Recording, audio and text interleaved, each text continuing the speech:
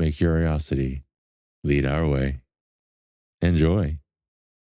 There's not enough people in this, like males in this world, that talk about this stuff, that are Yeah. open to talking about this stuff. Honestly, it's more of a let's just shove it down deep and battle our demons for an hour kind of thing. And so, Yeah. like, it's one of those things that um, around me, like a lot of when my niece died, a lot of people that are close to me are like, "Whoa, like you're able to express these emotions?" And I'm like, "Yes, you should."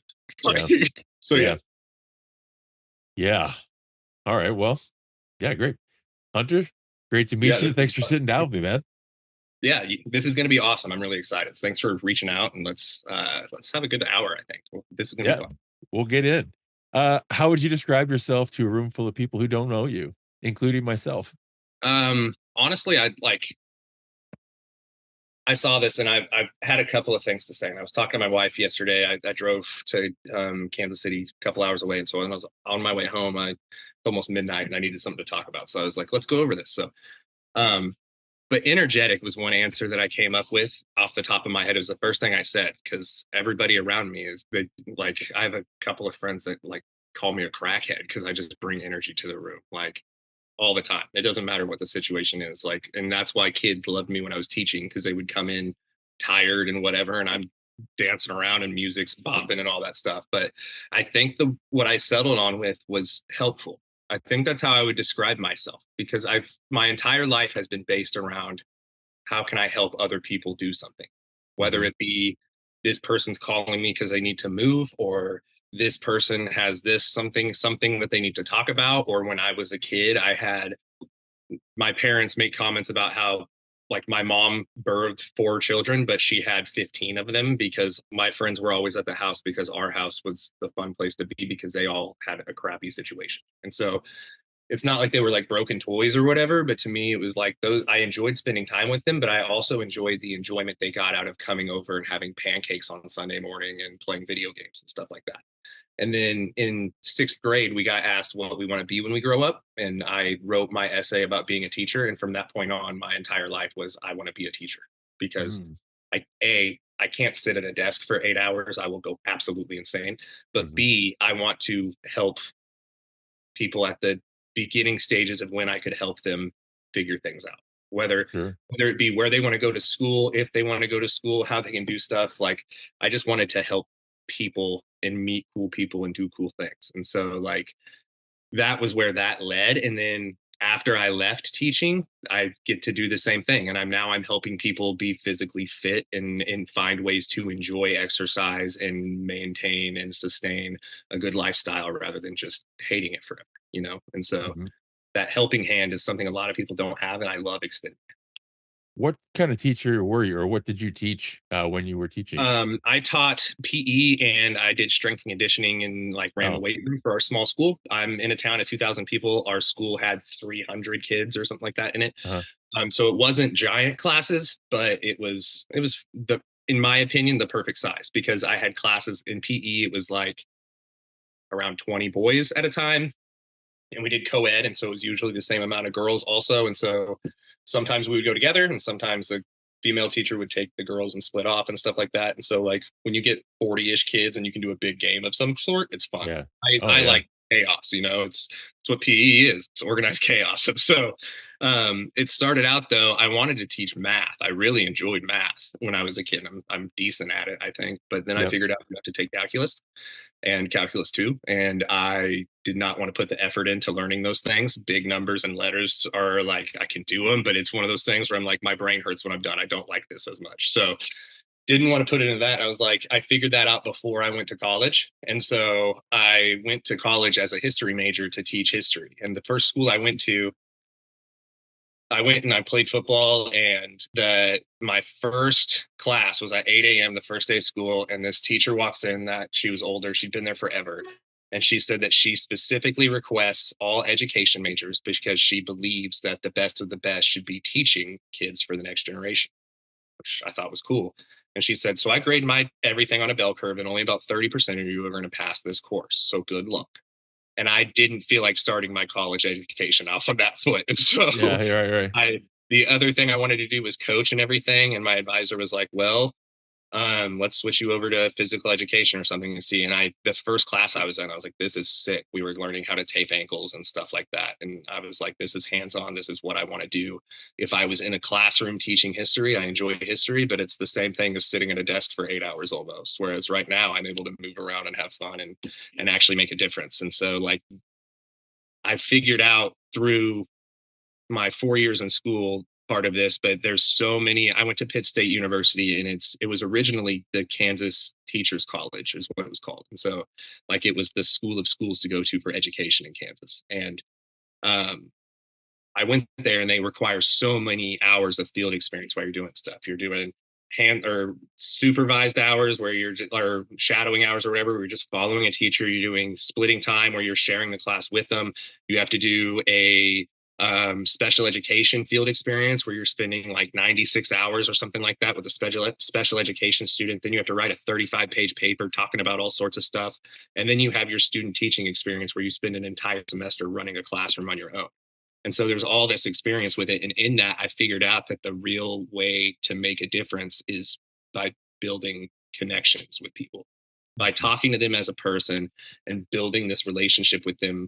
Obviously, understanding the difference between I'm not your friend, I'm your teacher. Like there is, you can have that professional relationship where you still talk to somebody that's under the age of 30 or whatever. They're all 18, 17, 16-year olds that I had in high school.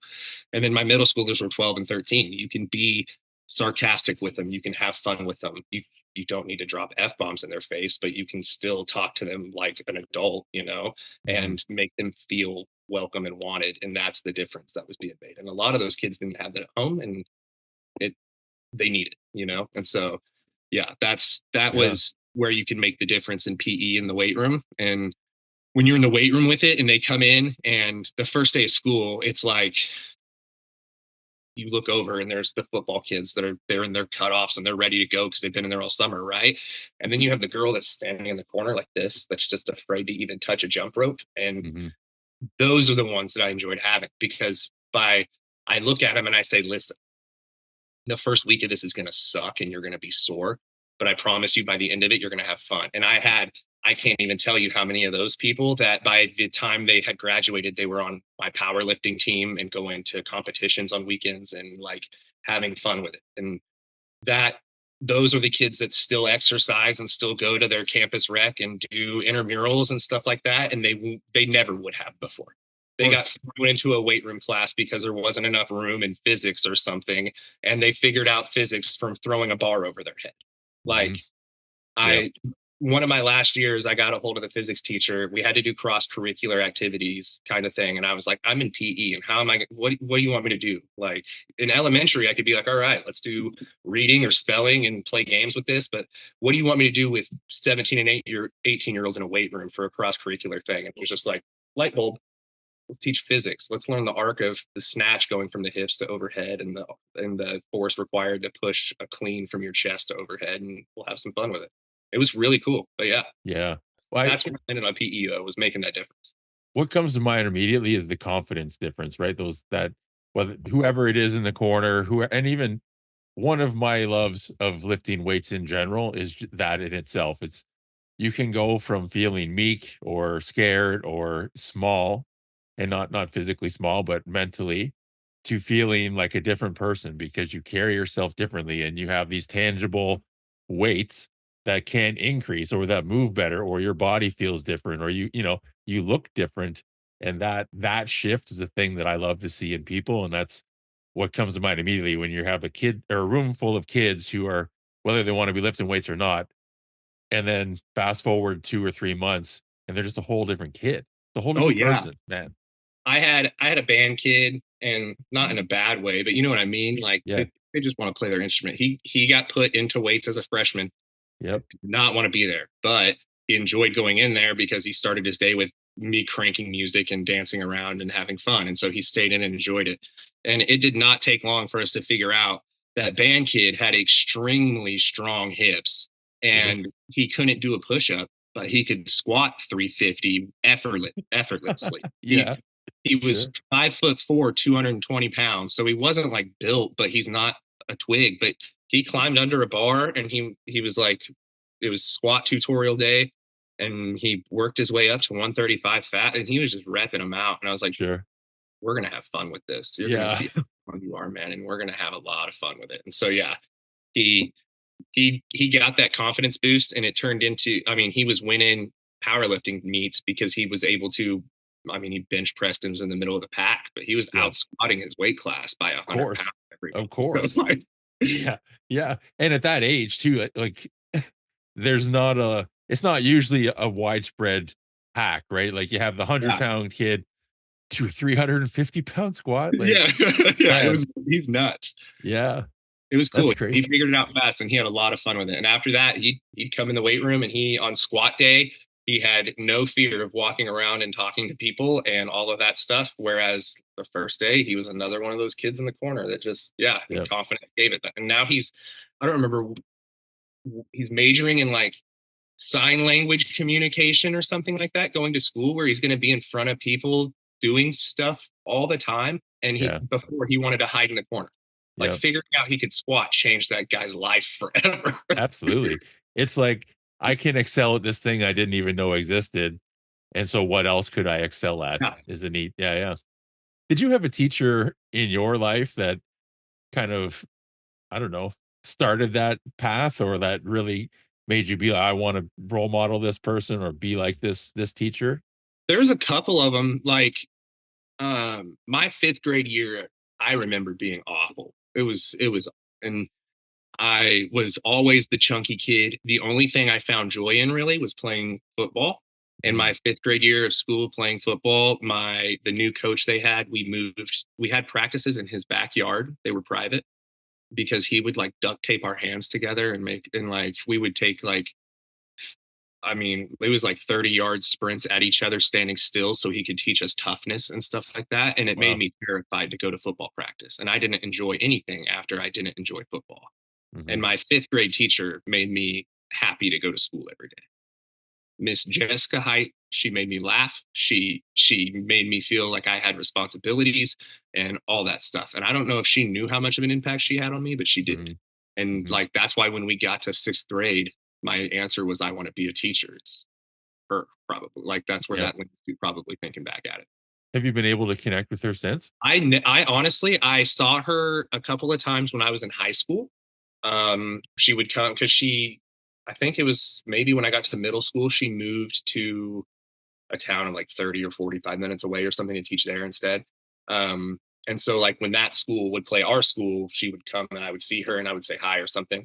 But since then, no. And Mhm. it's like in the recent past, I've just like I've thought about things like that. Like I just have random flashbacks and I think about how big of an impact certain Yeah. people had on me because I went a long period of my life just kind of with a veil over my face of kind of not self-importance, but it was kind of selfishness, honestly. I wasn't a great person, and I cared a Mhm. lot about how things impacted me by the way it impacted me and not the impact people had on me. Does that make sense? Yeah. Like, and so since that difference happened, I don't know how long ago it was. My wife and I had a serious talk about how like she loves me, but I'm not the person I was in high school, and that was the difference that was there. Is I played college football and thought I was a cool cat, you know, and so I I made that change, and then we lost our niece, and it was even more important to me to to make connections with people and tell people how important they are to me and things like that.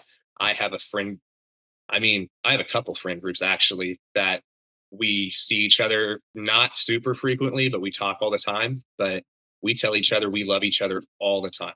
And it's one of those things that like I know it's whatever, like it's they don't mean anything by it, but like when some of my other friends hear me say it, they're like gay or whatever, you know? And Yeah, yeah, it's yeah. no, it's Yeah. like I Yeah. literally if like Thayer and I are super close. His brother was my best man in my wedding. So like we've known each other forever. Chris Little is one of my greatest friends ever now because of meeting him through Prescript, stuff like that. We connect every now and then, but we tell each other we love each other all the time when we see each other, when we leave, things like that. Because if I were to lose either of those two guys, I would be lost. Yeah. Like, and that's that's what it is. If you were to lose somebody, if you were to never see somebody ever again and it would destroy your life for even a minute, you have a little bit of love for that person. You should let them go. Like that's the Mhm. way I feel about it. Were you someone growing up that heard that from friends or family very often? I my mom, and I wasn't a mama's boy, but I love my mom. And my Yeah. mom tells me she loves me all the time. My mom will call me randomly and just say, "Hey, just thinking about you."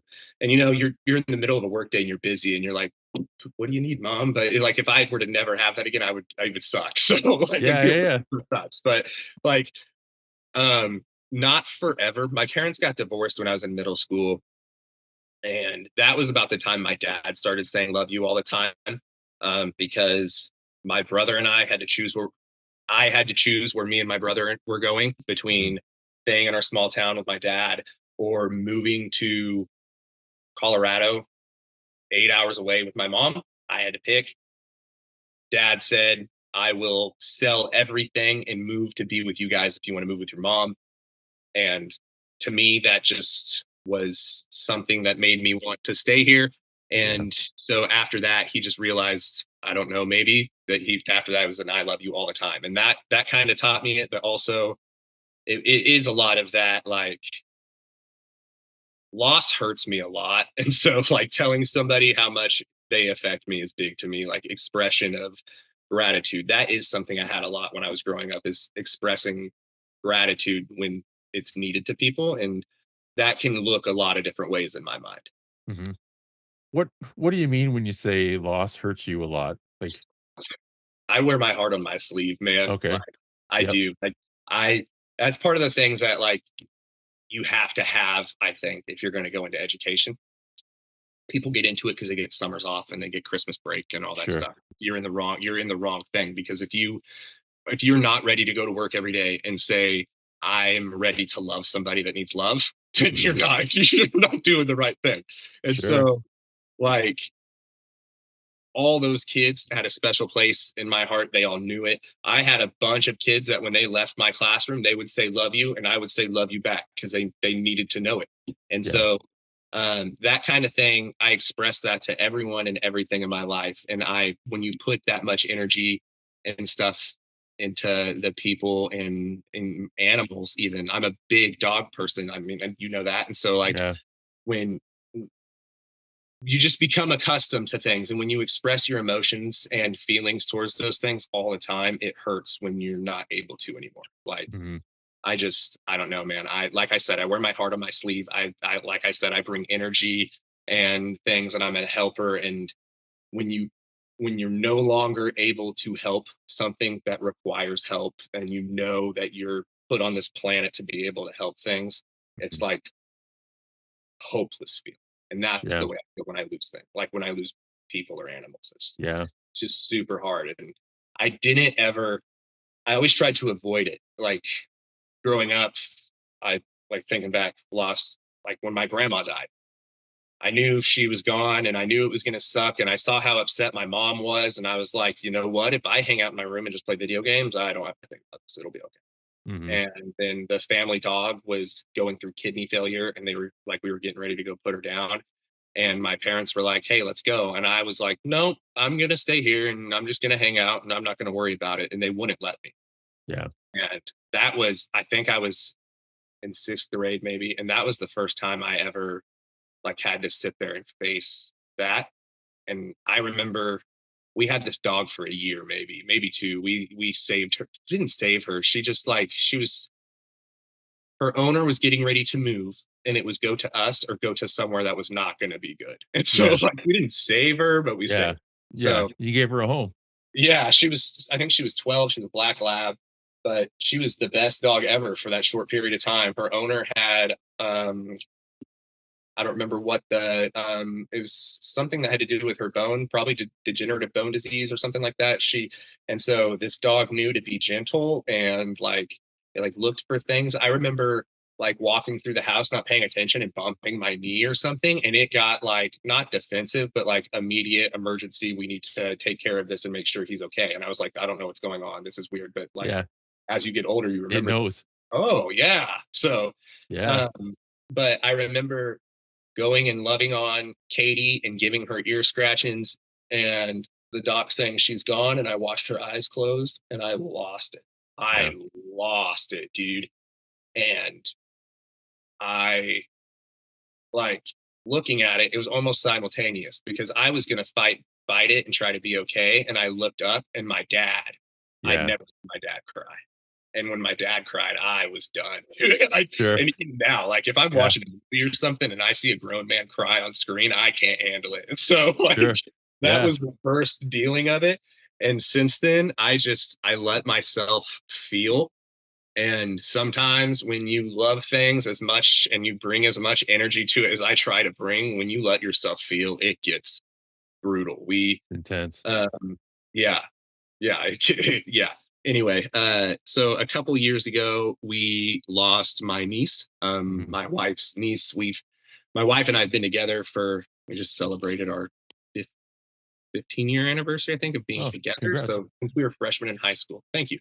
And Courtney was 2 when we got together. And so pretty much her whole life. And a couple years ago, she was bullied and had this situation, and she ended up taking her own life. And she was 13 years old. It was hard, man. Mhm. I think you may have commented or liked my Instagram post I made about it, sharing just some of her stuff that she Yeah. would be a junior this year and would be like colleges or going into her, yeah, junior year. Colleges would be reaching out and stuff like that. And we think about it and everything, and it's tough to think about like how awesome things could have gone, and they just will never experience it now. And so like, but when we lost her, I remember my wife calling me and telling me, and she told me, and I was just like, no, that didn't happen. You're Yeah. Of wrong. And I was fine because I think I was just in shock or something, but course. I was fine. And then when we got to the funeral home for the wake a couple days later, it hit me, holy shit, this is real. And Yeah. I like collapsed crying. And a lot, a lot of men in my life that are like my brother-in-law and his father-in-law and my father-in-law, that whole family and everything, like they walked up and they were like, thank you. Like, thanks for doing that because now we Yeah. know it's okay. And Yeah. so, yeah, it's like I said, things hit me hard, but I think it's one of those things that people don't talk about or show or see or anything, and they should. We talk about how it's okay to not be okay and Mhm. stuff like that, but it's a lot easier to say it's okay to not be okay than it is to actually show people you're not okay, you know? Absolutely. Yeah, And so, man. yeah, No, it's part of the presentation I did last year I did a fundraiser for the hospital I was in a lot when I was a kid, Sick Kids Hospital in Toronto. And part of the presentation, I talked about losing my daughter with my ex-wife. And like it took me 5 years. The 5-year anniversary was the first time that's when I started to grieve. And I thought it was already done, yeah, but as you're talking about, I literally, I fell on the floor. I couldn't breathe. And then I went, talked to myself in the mirror and I did it all again. I had this whole, like, I thought it was just like that in the movies. I could just see it, and that doesn't happen in real life. Sure did, yeah, and I'm like, I didn't know that my body could do those things. I didn't know because I've had my lungs not work many times. I know what it's like to feel like you can't breathe. I didn't know you could not be able to breathe while your lungs are just fine, yeah. you know? That happened to me a couple weeks ago when we lost our dog a couple weeks ago. Yeah, man. The dog is how I got through losing Courtney. Like the year after her, I went back. So I had Court in class. She was one of my students and one of my athletes. You're not supposed to pick favorites, but Yeah, and it wasn't just because she was my niece. Like if she wasn't my niece, she would have been because she just had this tenacity and like you train people, when you get them in the weight room and yeah, they show up and they're like, let's go every yeah, yeah, time. That was her. That yeah, was her. And like if we got through the middle of it and she was getting tired and you said, pick it up a little bit. She was like, all right, let's go. And she would go again.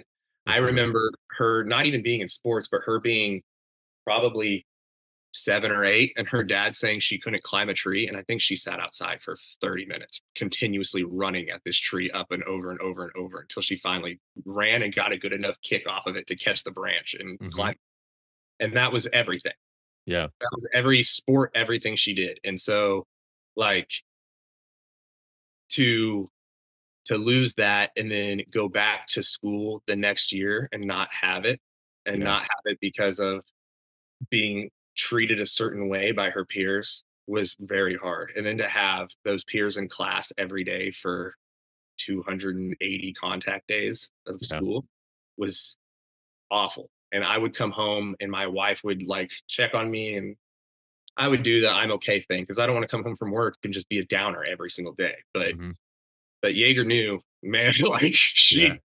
the dog would come up and lay on me, she'd lick my hand, all that stuff. And the we got about we probably had 2 or 3 weeks left of school that last year that I was there, and got into a a conversation with somebody, and they said some really bad stuff, and it was not okay to me. And I left that conversation, and my I called my wife, and she said, we do not need you to work there and deal with this every day anymore. You're literally killing yourself. Because I had gone from having my diabetes managed almost off of meds to it being reset to worse than when I got diagnosed and wasn't on meds. I Sure. went from like I was at a 9 something A1C when I first got diagnosed. I got it down to a 6. Mhm. We lost court. It went back up, not as much, but I don't remember what it was at. I don't want to give you a wrong number, but when I left the school, it was at a 13. Yeah. Of Yeah, from stress and cortisol just ruining my body. And course. so she was, it's not worth losing you over this. So we can either find a different school or you can figure out something else to do. And Just so pivot, yeah.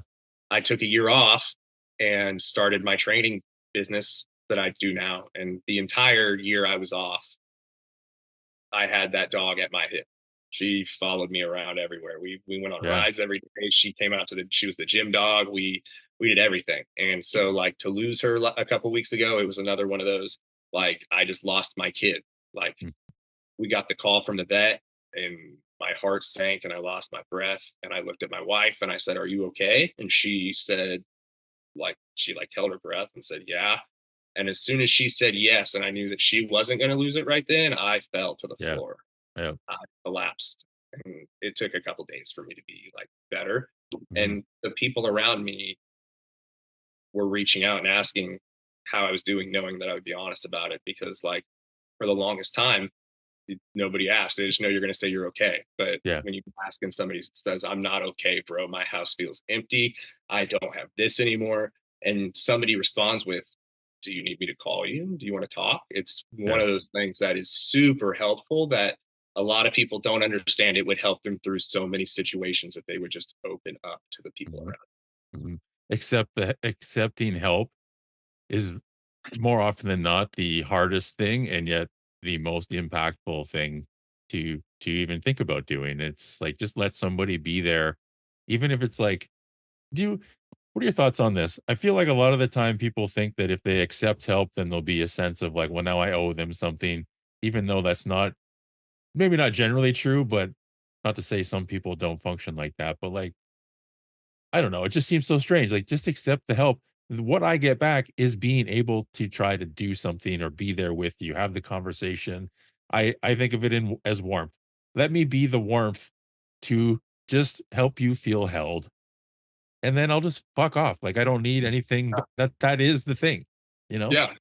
And um, I think that far too often in our society now, especially like especially this part of the world, everything's transactional. Yeah, It's how much can I get out of this? And so like even when you give gifts to people, like Christmas rolls around and I give you something, it's oh, well, mine was only this much, so it wasn't as good as sure. what you gave me. No, I got just as much enjoyment out of giving you that fucking awesome thing as you Yeah. got out of getting it. You should get as much enjoyment out of giving me something as I get out of getting it.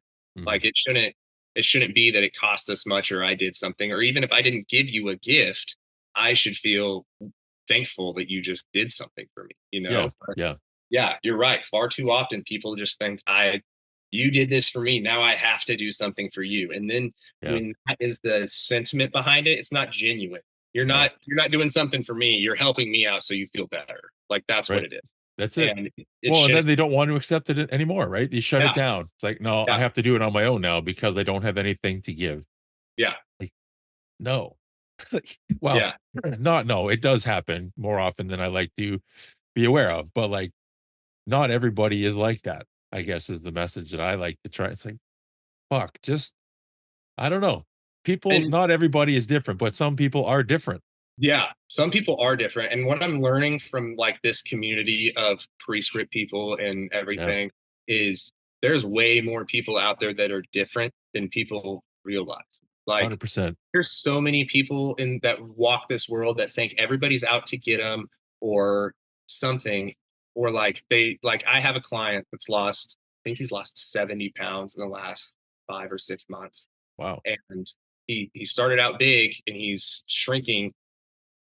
He's I think he weighed in at 365 or something like that this week. So he's still bigger, but he's embarrassed to share his progress photos because he Sure. doesn't want people to make comments about it. Which I mean, I kind of get because I mean 100%. that big also. You don't want people to make comments about it. But at the same time, there are way more people rooting for you Mhm. than there are waiting in the cracks to call names, you know? Like yeah, you should feel comfortable to do it. I'm not going to push any of my clients to post a picture of themselves if they don't want to, but I really No, want to be like, yo, if you posted this, you would have 400 people saying, let's freaking go to every one person that's going to have the balls to say something negative to you, ready to get their face ripped off on the internet by all the people like you and I that yeah. support it. And so, like, I just, the fear of there being bad people out there is what's putting bad people out there. Like, be Mhm. ready to accept that somebody's a good person and you'll see way more good people. 100%. It's the energy go or energy flows where attention goes. Yes. Yeah. Like, Yep. if you think everybody's bad, you're gonna find a lot of people that you don't like. Yeah. I would Absolutely. tell my students all the time when we were in class positive mindset equals positive outcome. And we Mhm. would talk about the negative spiral or what the downward spiral of negativity out of, I don't remember who the psychologist is that talked about it, but when you go through educational psychology, we bring this up and it fits a lot into training. And I wish it was a concept that we talked about in honestly anything. Skill acquisition would be a great place for it, honestly. But it's the mindset of I let's do this.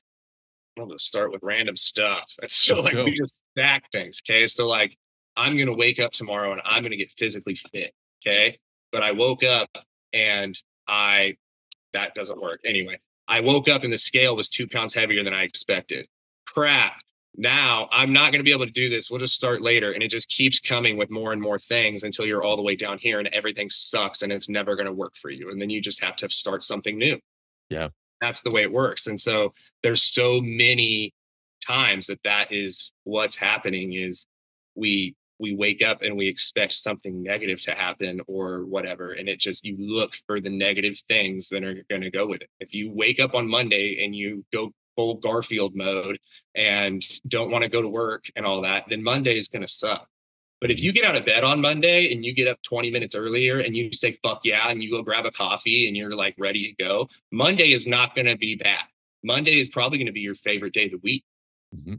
Like it took like a fake it till you make it bit for me for a little bit to do it Mhm. until it became my natural way of doing it. But on Monday mornings, I hop out the door to my gym and I'm excited and dancing and have music turned up a little bit. So my clients coming in at 5 a.m. on Monday morning aren't in full Garfield mode Yeah. because you extend that energy to people when you Yeah. do that also. And so like if you just get up ready to go, that positive energy is just going to keep positive spiraling upward. Well, and even to go back to the crying example, it's like you're leading by example. Like you don't have to have Mondays be shitty all the time. And I'm going to show you that my Mondays aren't shitty. Like I Yeah, actually really like them. And they I'm not can just be. faking it. Yeah, That's right. Yeah, I'm not just faking it. Maybe I did a little bit, took a little bit of practice, which most things do. Right. But once you start yeah, to practice, guess what happens? Generally, you improve on something. yeah. It gets more comfortable. You get more confident. Same as the weight room is why there's so many comparisons to the resistance training in general that well, and actually this reminds me of a question I thought of talking about what was your dog's name? I'm sorry. The one that we just lost, Yes. her name was Jaeger. We so we rescued her also. When we got her, she was, I don't remember how old she was, but she had been picked up by somebody that was working long days, and he just put her in a kennel for 13 hours. Yeah. And that's not how you have a husky puppy. That's not how you have any animal. No. But so when he came back to this area, he had her, and she fell in love with my wife immediately. And then my wife and I were dating, and I came over and saw her, and I was like, "This is our dog, bro. This is the Yeah. cutest thing I've ever seen in my life." Yeah. And so, yeah, that from there on, she was ours. That was 2012. So Jagger, what was one of the biggest lessons that she taught you? Uh, I think this is going to be so funny that that was one of the dogs. I have her, and she and our other dog, our male husky, had a litter of puppies, and Okay. our in-laws had ended up keeping two of them. One of them died from lymphoma. Huskies are pack animals, so Yeah. we took the other one back, and it's part of our pack now. Mhm. These are the only two dogs I've ever seen in my life that like to be sang to. Oh, yeah. Literally, like if you start singing to them, their tail wags and they get all hyper and happy about it. And then you go back to talking normal and they look at you like, why'd you stop singing Yeah, to me? what happened? And so I think Jaeger taught me that it's okay to sing. Like I was in choir as a kid in high school and Mhm. I enjoyed it. And you grow up and you get kind of, you're not in it anymore and you don't want to just sing around people all the time and stuff like that. And my wife has always told me I shouldn't be shy about it or whatever. But like that dog liked being sang to. And in the last couple of years, I sing out loud all the time now. Yep. It's okay to sing. If you enjoy something, like you enjoy that song, you just belt it. Who cares if it sounds like ass? You just Uh-huh. you sing like nobody's listening, you dance like nobody's watching. It'll make you feel good. Yeah. Yeah, well, it's and energy is one of those things too. It takes energy to make energy, but it keeps on making itself. Like, the more you make, the more you get, Yeah, right? And so, like, when you sing the song and do the dance, you're more likely to do it more, and you'll be yeah, more likely to have the energy to do it again. It's like you almost expand your capacity to a new normal. yeah. Like, oh, this is just what we do all the time, so I'm going to create the resources in my body to be able to. Yeah, exactly. Yeah, And it goes back to the feelings thing, man. Like yeah, we're dudes, we're told we're not supposed to do these things. We're supposed to go out and be rugged and tough and we only feel anger and not sadness and we only like music we can hum to. We don't sing. sure, sure. Well, part of the issue is I forget the words so easily too. That's That's fair. That's I'm a see, I'm a rhythm guy, not and well, words do come over time, but I think that's the guitar player in me. that's fair. And see, I don't know what it is. Maybe it was my mom hating Eminem, but I'm a rap music guy, and so Nice. lyrics are my thing. So Yeah, yeah, yeah. You can move it pretty quickly. yeah, Now so it's you've fun. lost a lot of weight in your journey too. Yeah, Yeah. So you mentioned you're diabetic. yeah. What I does that process or what's that process been like for you? So in 2019, I was 400 pounds. Oh Um, wow.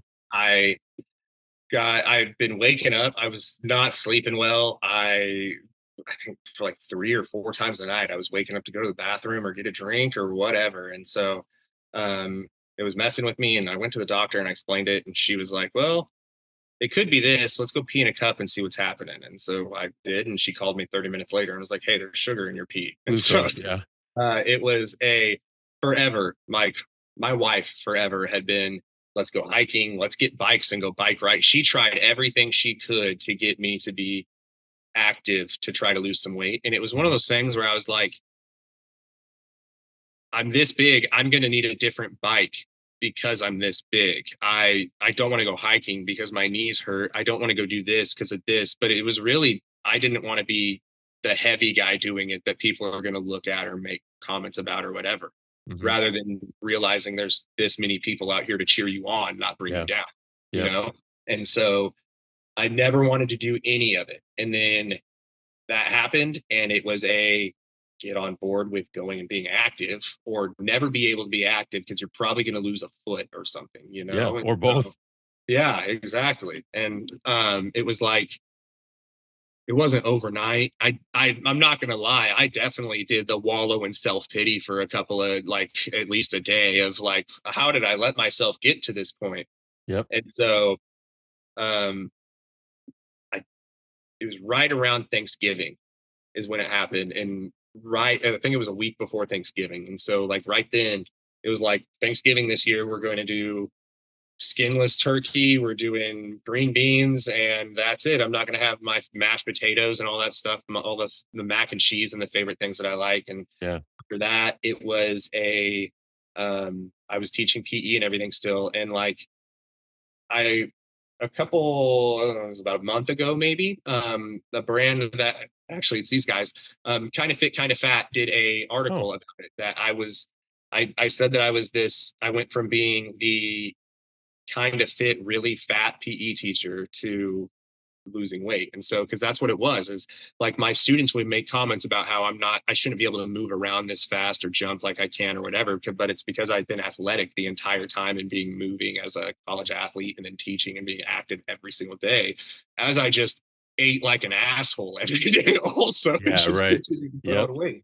And so when I got diagnosed, it was diet change happened. I was in my school weight room every day before school or after school for a little bit on the treadmill or lifting weights. I found Jim Stepani's Oh, yeah. stuff. He was getting Yep. ready to start his New Year's program at that time, and I saw it, and I was like, "Well, I don't want to join this because I don't want to have to take pictures of myself, but let's just follow along and do the exercises anyway." And so Yep. I did that, and that's what started it really. I That was in November, into November, beginning December, because of Thanksgiving into New Year's challenge and stuff like that. And Mhm. so at March 2020, I was 330. I lost 70 pounds in like what, Wow. 6 months, 4 months, something like Yeah. that. It was insane. Yeah. It was just melting off of me. And I had no idea what was going on, but it was really just because like I had been eating so like I didn't realize how much effort I was putting into eating to stay that big, let alone Sure. keep like I Yep. was eating multiple rolls, the equivalent of having a full loaf of bread almost every day at lunch, while I Mhm. had other stuff. When I was in high school, and like that's when my weight gain began, I was working at a chicken restaurant. Oh, I yeah. would grab rolls out of the warmer. I would open them and stuff them with cheese and pinch Yeah. them shut and throw them in the deep fryer and turn it into like a deep fried little cheese pocket thing. Probably the worst health food you could ever have in your life. And I would have a couple of them a day. And so like Yep. I enjoyed moving and everything, but I didn't understand any bit of physical health. And Mhm. so that's how it was until I got to college. And then I started realizing, oh, well, this is how you can move and expend more energy than you're taking in and stuff like that. Carbs equal energy. Let's just get more energy so we can move more. Yep. That's not how Yep. it works. Yeah. So, No, not exactly. but my college defensive coordinator, I was a I was a defensive lineman, and they told me they wanted me to transition to playing offense, but they wanted me to gain. I don't remember how much weight for it when I was doing it. I was already 300 pounds, but they wanted me to gain some weight for it. Wow. And I was like, okay, well, how do you suggest I do that? And they're like, just start eating a whole bunch. Just go eat. You'll be okay. And so that's what I did. Yep. They wanted me to, and when I asked how to do it, they told me you're going to do this, you're going to lift weights, and you're going to take these Herbalife supplements that I didn't want to pay for, so I didn't buy them, and so I just got other protein powder. But Of course. it was I'm okay, cool. I'm going to lift weights. I'm going to eat until I can't eat anymore, and I'm going to take protein powder. And then I got lazy, and it was I'm going to eat until I can't eat anymore, and I'm going to take protein powder, Yep. and then just keep growing. And so, but anyway, sidetrack there. So I started doing that, and then COVID hit. We shut everything down, and I went to the superintendent of our school and I was like, hey, I did our inventory. We have these extra things. We're not able to come to school anymore anyway. Can I take them home and use it so I can exercise at home to help combat my diabetes? Mhm. She said, sure. And so I set up a little mini deadlift station in my basement, Okay. and I would deadlift once a week. And other than that, I would just run laps around my house. I downloaded a Couch to 5K app and I just started running laps until the timer ended. And yeah. And then in August, we went back to school and I was able to go back into a weight room. And I think at that point, I had gotten down to, um, by August, I'd lost another 30 to 40 pounds and was at just below 300 and felt good because I hit that 100 pounds off mark and Mhm. all of that. And I was finally out of 4XL t shirts. And I was like, you know what? I think we could lose a little bit more here. Let's see what Yeah. we can get down to. And so I got down to 260. I think that was my goal weight originally. And my wife, when we were in school, had always said that she thinks I could get down to 240 or something. And I always told her my head was way too big to do that. I Yeah, would look sure. like a watermelon connected to a Yeah. skeleton. Same, So man. Yeah. so I kept trying to lose a little bit more. I was focusing on that, and I just kept noticing I was skinny fat, and I was like, whatever. If we just lose more weight, we won't have the issue anymore. And I Mhm. got down to 200 pounds. Like the lowest check-in on my smart scale was 198, and Wow. I looked like a sickly individual. Sure. And then I was like, well, let's put on muscle and see if we can fill Yep. it out a little bit. And Back so on the protein train. yeah, exactly. And so now we're up to 220. I weighed in 222 this morning. So Mhm. not a full 200 pounds off anymore, but I'll take the 180 with it Yeah. being muscle mass. Oh, it's still over a 200-pound weight loss. It's It just is. yeah, some net gain that you've intentionally done, right? You're Yeah, working to do something else now. exactly. Do And you have a so current goal then? current goal is, and I need to find something that can measure it a little bit more accurately. But I want to get body fat below 15 to 18%, somewhere in that range, while Mhm. I'm at 230. Yep. That would be so. That's it. And I know it's going to take a long time to get there. And I tell everybody all the time, because I have weight loss clients that it took however long to put it on. It's going to take however long to lose it. And now Yeah. I'm in the process of it's going to take even longer to put it back on because you're doing it right. So Yeah. Yeah. That's right. trying Because to do, muscles hard to build sometimes. yeah. So Yeah. trying to do that. And then the other problem is a lot of diabetes medications are actually like they inhibit muscle growth. So Yeah, right. it makes it a little bit more difficult there too. And so I've been working with Mahan though, who is Prescript alum and is Mhm. Of awesome. It started with me feeling like crap when I was exercising because my hips and my back hurt all the time. course. And he helped me feel better. And then he connected me with Kyle Baxter, who's helping me get my diabetes under control and reduce my insulin I'm taking every day, and that's working. And Mhm. so, like the journey is moving along, and it's working awesome. And I can't thank this community enough for how much it's helping too. It's straight shout out to the connections and community part that mentioned right off the bat, really.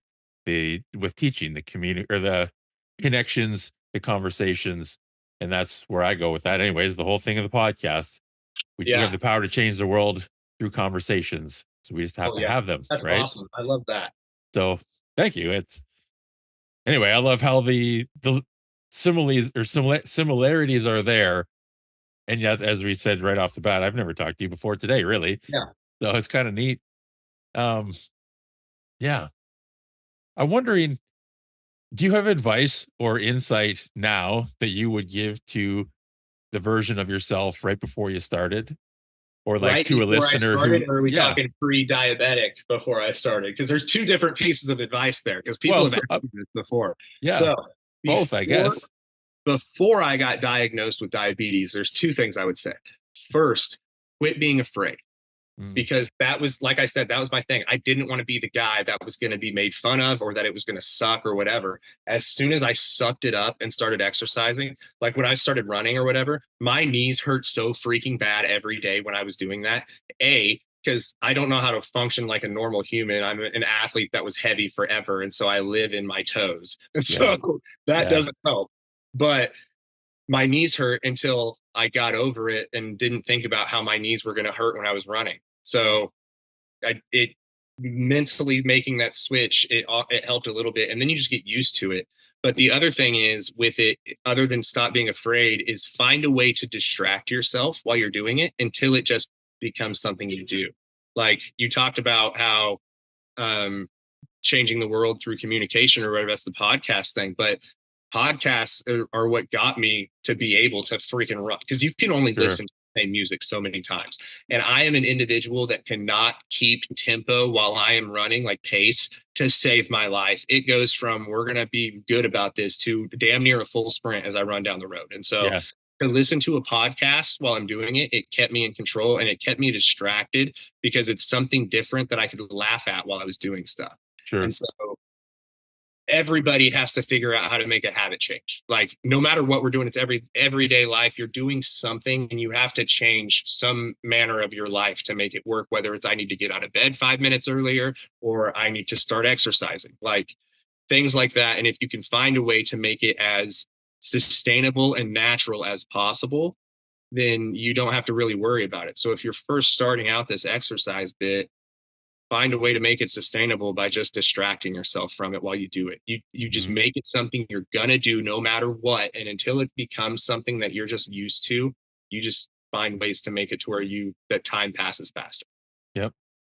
Yeah, well, and that's whether that's a TV show or a Yeah, podcast or people read books. I'm not a good book reader, like in front of me per se. So that's not my thing. But a lot of people can read books on a treadmill, you I know? no, I'm No. not a big reader anyway, but like I Yeah. couldn't do it while I was moving. But like No. Amazon Prime, they Sure. include Audible Yep. in your subscription now, so you can listen to books while you go run and walk and all that Yeah. business. And Yeah. do that. And there's the other thing is that like, especially because a lot of your listeners are in this space, Hmm. like they're already in it or they are trying to get into it for them. If it's not for training, it's for themselves Hmm. in some manner. And so you guys understand that there comes this point to it where you have to build, you're not going to just dive headfirst into this thing. And so if you can just get used to building into it and like I said, distracting, you just roll with the punches and deal with it as it comes. Don't freak Yep. out because it's this big thing. Yep. And it's one of those things that I've been telling my clients a lot lately because I was I was kind of worrying about for a long time. And I think I did. I made an Instagram thing about this too, about my I always tugged at my shirts because I didn't want my skin to sag out the bottom. I would Yep. make sure they're long enough because even though I've lost all this weight, I still have that extra skin, and I didn't want Sure. it to sag out the bottom. And then you get over it, you build into it.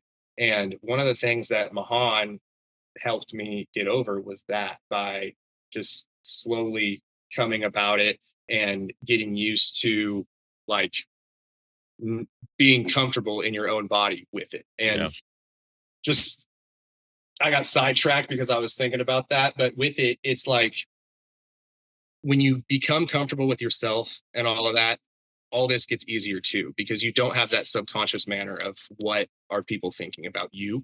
Hmm. You just do, You just are. Yeah. so Exactly. Yeah.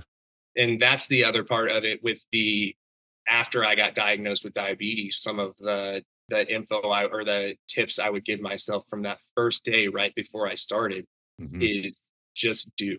Like it doesn't matter what activity you're doing, you just need to get active. Yeah, Something. we tell people resistance training and all that stuff is best. I mean, it is, let's be Yeah. honest. Yeah. But like you're not you're not going to try to be a triathlete tomorrow. You're just trying to get healthy. Yeah. So go walk, go just Yeah. eat different, like things like that. If you can add little bits to just get used to it, just inch yourself into that little bit, retract a little bit of your self-consciousness out of the situation Hmm. and just go move. You can do it. Just find something you enjoy doing and go move and you'll be okay, buddy. Because Yeah. that's all it takes. It's and you know what? Walking. Well, I work part like 1 day a week at a health food store too, and that's people always come in for supplements. They want to buy something to do something. They don't want to make any changes, right? Yeah. And I very often will say they'll ask for my honest opinion. Say my honest opinion is how many times a day are you intentionally walking? And the answer is almost always never. Yeah. And my answer is try to make that number increase from 0 every day, right? And I have digestive issues, I have stress issues, I'm not sleeping, I have bloating, whatever. It's like, do you walk other than like what you need to from work and whatever, right? Like, do you take any time to intentionally move your body day to day? If the answer is no, that is going to be the number one step to start almost any health based anything. Yeah. I have stress, walk and drink water. Drink how much water do you drink? A lot of the time, That's the the other answer is thing. not much, right? Drinking water, move your body, and get some sleep. And I understand sleeping is complex because I've had a lot of issues with that too. But like, those are the big rocks, man. That's the sleep bit is one of the things that a lot of people miss the mark on because we're in this big cool bit of everybody wakes up early and puts the time check on Instagram because you get up out of bed at 4 a.m. or whatever. Yeah. You don't actually have to get out of bed at 4 a.m. It's not a flex that you get up that early. No. Like a lot of like Eric checks in every morning at whatever time. That's because he's up writing at that time, you Yeah, he's know? already working. And there's a lot of times where I have a question for him, and that lets me know he's awake enough for me to send him a message. Like, Uh-huh. it's the way I look at it. If you're waking up just to set an alarm and be the David Goggins carry the boats guy, like, forget your boats. They ain't gonna float if you don't sleep, bro. Like, No. just No. just get some hours of sleep and you'll be okay. Because you're not going to be tough guy very long if you're only getting 3 to 4 and they're not quality. No. Well, chronic stress is one of the biggest killers of progress in like most things, right? And so, especially in a health goal, but at any goal, you can't, your cognition is impaired when you're chronically overstressed, right? You're in a, it's a different state. Your prefrontal cortex isn't as accessible. I believe that's scientifically true, you know? And Not so you're, medical advice. yeah, so you're setting yourself up for failure is what I'm getting at, right? Yeah. And so if you can help mitigate some of that stress by intentionally walking, let's say, for the argument's sake, everything becomes easier. Yeah. Your perspective changes. You have energy. And what I find too, for myself, when I do intentionally walk regularly, I have more energy to think and be creative. And so it's like, well, I want to be more creative and I want to, so I'll put more time into that. Whereas if I were to go out with Leroy and go for a walk, I would also then be more creative as a byproduct. And I don't have to think about it. It just happens. Yeah. And I think that so many times, at least personally, I find myself kind of running into the wall instead of just looking for a door. No, that makes sense. Yeah.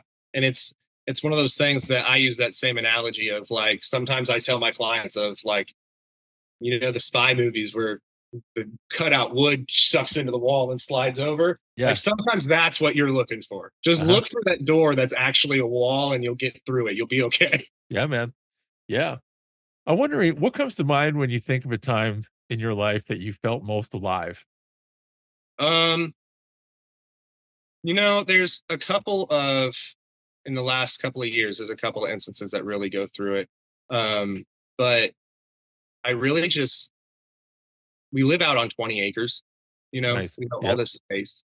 And there's just been a couple of times in the last year, nothing specifically, but where my wife and I are sitting out on our back deck in the chairs. And there's a couple of times where like Jaeger's sitting in my lap, an 80-pound husky laying in my lap while I'm in Yeah. this chair.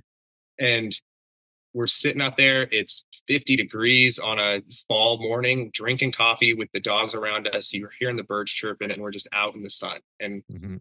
that's where it is. Like people talk about feeling alive when they're like riding a motorcycle or driving 100 miles an hour or whatever. And to me, it's like when you can sit back and just experience that this is life. That's when you feel alive. You're not being Mhm. distracted by something else. That's when you can feel alive. Yeah, I completely agree.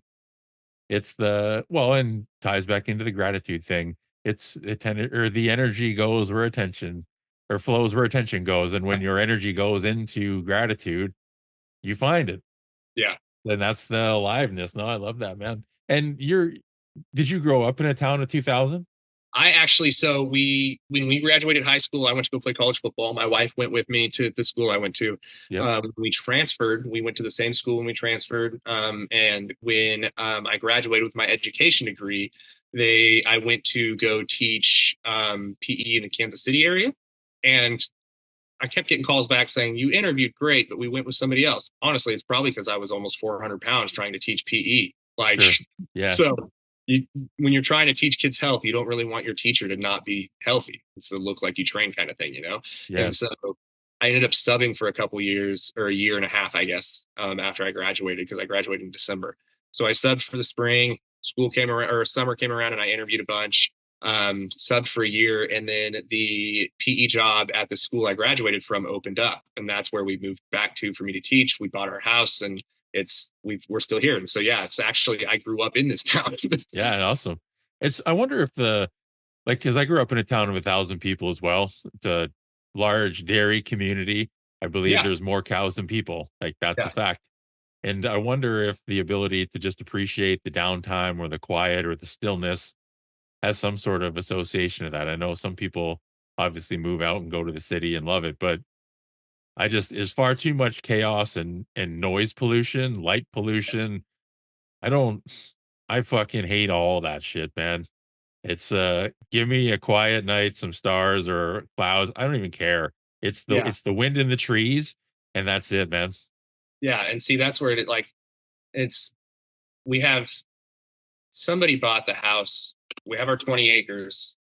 The end of our property line on the backside is here, and somebody bought a house right here, Yep. and they have like 3 or 4 dogs that are they're not big, Mhm. but they let them out at probably 8 a.m. and they sit outside and they bark until about 7 p.m. And Wow. so like it went from there, you could only hear like the birds chirping or the bugs making noise, or like every now and then somebody's running a combine or a chainsaw or Yeah. something, you can hear it in the distance, to now all you hear is barking. And it's like it went from being the most beautiful thing ever out here to I've never thought I would hate the sound of a dog. I do right now. Yeah, sure. Yeah. Oh man, it's dog barking. It affects your sleep or mine. I also have some dogs in the neighborhood and they bark at all hours of the day. Well, last summer I didn't put my AC in my window because of it. Oh, really? And Yeah, I'm see, like, my dad has a dog training park, like a agility park, right oh, next door to his house, and so that's how his house is. And so, like when we're over there, you just hear the schnauzer going nuts. But yeah, luckily, like they bring him in at night. So if we go hang out outside at night, like it's summer right now, so it's yep, unbearably hot here until about 9 p.m. anyway. And so if we go sit out on the back porch, you usually can't hear him at night. So that's nice. But and yeah, like if you get up early in the morning or it's the middle of the day and you're just trying to relax out there and all you hear is barking, when you have 20 acres of room and you don't have neighbors anywhere around you other than that spot, it's like, yeah. how? It's the only thing, of course. Well, so there's the exercise in patience, I guess. It's like, Yeah, okay, exactly. yeah, you have to be able to work through it. Yeah. Um, I guess starting to tie things up again. What's been one of the most difficult but important lessons you've learned in life so far? Um, it's okay to fuck up. Mm, Like people are afraid to fail. And we say it all the time that like failure is your best lesson or whatever. And it really is. Like go do things you're gonna mess up at. Like, obviously, if you don't know, like, if you've never squatted before, don't throw a bunch of weight on the bar and go squat and hope you can mess up at it and get better. But like, yeah. don't be afraid to push yourself in that same manner. And like, I know you do your poetry and you're Mhm, super exposed. Like, you put yourself out there with that. And mhm. that's something not a lot of people do because they're just afraid to mess it up and have somebody say something to them. My sister-in-law also does the poetry and she is Awesome. fantastic. You should honestly connect with her because you guys, it's cool. You guys do the same style of stuff. Cool. Um, but it's one of those things where like you put yourself out there in something that you can mess up easily and you free flow a lot of yours and it could go poorly, but you do it. And like Mhm, you do this beautiful thing that would never happen if you were just afraid to fuck up and didn't do it. mhm. Yeah, and that's that old, like, just start. Yeah, just do it. Yeah, That's yeah, the thing. It's like just don't be afraid to mess something up. That would be the biggest thing. yeah. It's Because the that would and go ahead. Sorry. if you have someone to lean on to I'm thinking of the weight room specifically. It's one of the reasons I used to do a women's barbell club in Teeswater before Cool. COVID hit. Um, and one of the biggest reasons I like that is I could a lot of the women there weren't familiar with dumbbells and barbells past a certain like a very limited skill set. Yeah. And so I was able like I not able to. I got a lot of joy from helping teach them, "Here's how we do these things and Yeah. not hurt ourselves. Here's some proper movements and progressions," and then the community aspect of that and cheering each other on and the shit talk and all the fun, Yeah. right? But, like, it's the competency. If I can I guess to go all the way full circle, kind of interestingly, to your comment about helping, if I can help someone in their competency that then builds their confidence throughout their whole life. Like, that's it, man. Like, Yeah. whatever that thing is, whether that's through a conversation, whether that's through the weight room, I don't really care. It's the outcome. It's the you go do, and I don't even know if I'll ever hear about the impact, and I don't necessarily care. It's just that I know that somewhere along the line, when I shoot 1,000 arrows, a couple of them are gonna go where they're meant to, you know? Yeah. I just want to wake up, be happy, and help cool people do cool shit. Like that's Yeah. it. Mic drop. Yeah. Yeah, man. Um, Um, that's one of those things though, tying it back to the education thing though, is like that's they ask like what's your why and stuff all the time. Is like sure. that light bulb moment. That's mine. Like where the light bulb clicks on in a cartoon, they figured it out and they 100%. carry this over into everything. That's it. That's it. I've said that myself many times as well. Couldn't have said it better, man. Um, one last question. Yeah. Go to gas station meal. Go to gas station meal. Everybody has one, especially when you go to the gym. And going from someone who eats multiple loaves of bread per se in a day to someone who's had a lifestyle change and now a very different, day-to-day experience. Yeah. What's that meal for you? Okay, so this is the thing is like it really just depends because I don't know what gas stations are like for you guys, but in America we have our little small town gas station where it they make food and it's all really good. And then you Sure. have your like your Phillips 66 quick trips, whatever, and but that also have their food, but it's different. So like Yeah, if we're going road trip, I'm going to a big gas station or like a big box brand, whatever gas station, we're grabbing something. I'm usually looking for trail mix of some kind. sure. Legendary pastries are my favorite thing ever right now. They Okay. are 20 grams of protein, 4 grams of sugar Pop Tarts that are Oh, fluffy and awesome. And so, well, hey, he's here now. We'll show you who we we were have a dog. talking about earlier. Uh, anyway, so they're my new favorite thing. You want to say hi, bud? Oh, yeah. Yeah, He's a big old boy. he is a big old boy. But anyway, so trail mix, legendary pastries, Fairlife protein shakes are a Yep. must. That was last night when I was driving home. So here's the gas station breakfast hack. That's what we're gonna go with that Let's nobody go. knows about. You get a cup of ice, you get cold brew of some kind, and you get a Fairlife protein shake, and you just mix it. And you have a protein iced coffee that it's a vanilla latte pretty much. You just measure out the amount of vanilla you want in there, and Mhm. it's good to go. Last night I did it with chocolate, but yeah, that's the cheat code is you get 40 grams of protein and all your caffeine ready to rock and Yeah. roll. 100 grams of caffeine more. Yeah. And so I did that last night with the gas station I stopped at, didn't have legendary pastry, but they had Robert Irvine, the new Oh, Robert yeah. Irvine brownies. Yep. So yeah, a Fit Crunch brownie and a protein latte was the that. And I actually end up doing that a lot. Actually, is one of his kind of things, and then a protein latte. Yeah.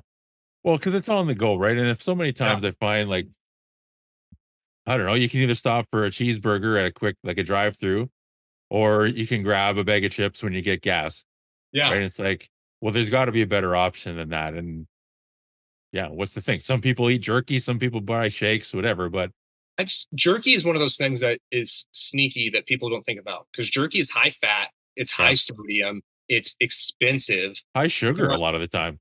It does. They don't think about it being coated in sugar. Your teriyaki jerky you like is coated in sugar. Yeah. And so like and so is the honey barbecue one that everybody loves. Like it's yeah, there's so many of those gas station snacks that are just loaded with crap that people don't think about. Mhm. Like for the longest time chocolate covered blueberries from I don't remember what the brand is, but they were like my go-to snack from a gas station because they come in little pouches.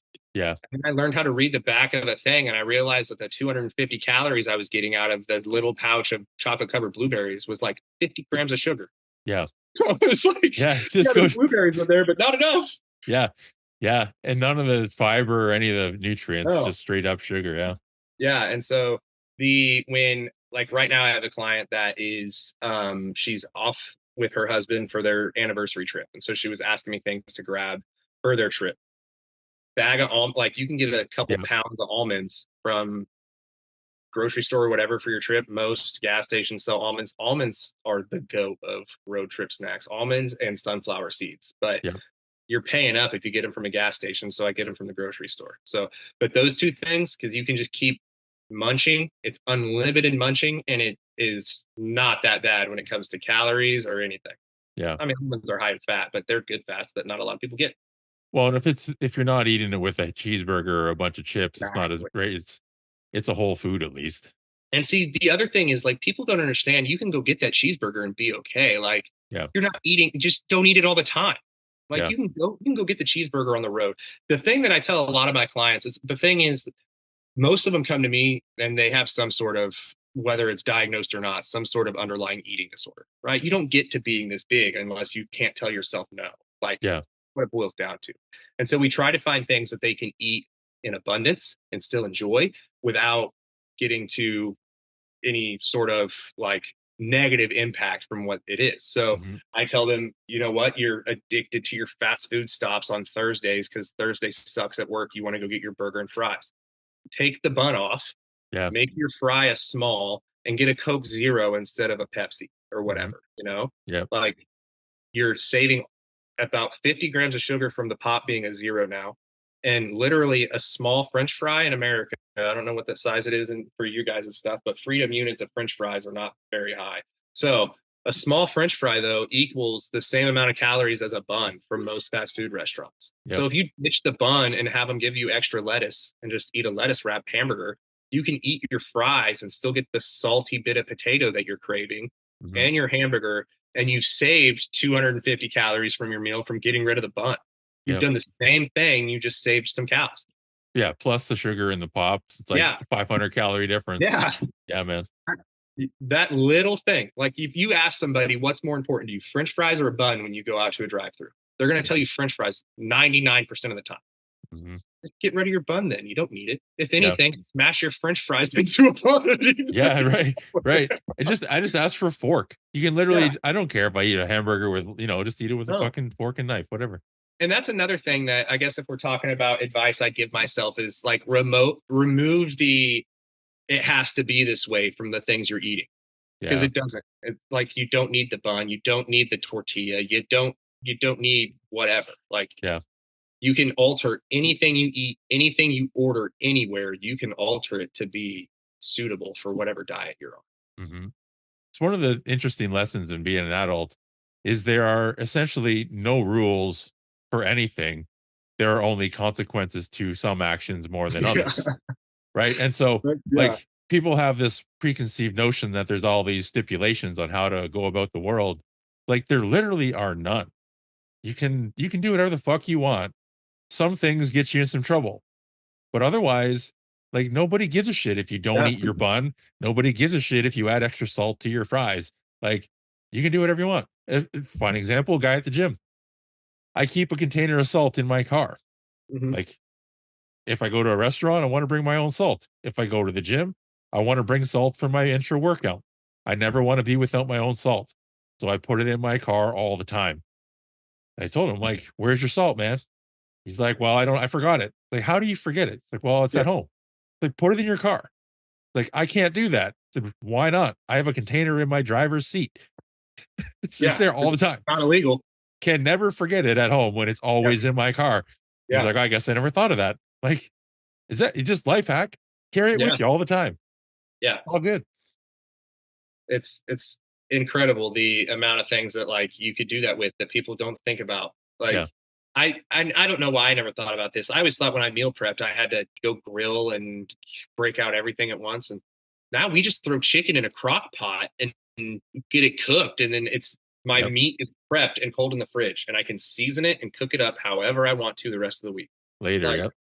it's just finding little things that you can change and edit. Nobody ever told us that we had to grill 17 pounds of chicken to meal prep, Like just No. do whatever makes life easy for you to get this done right.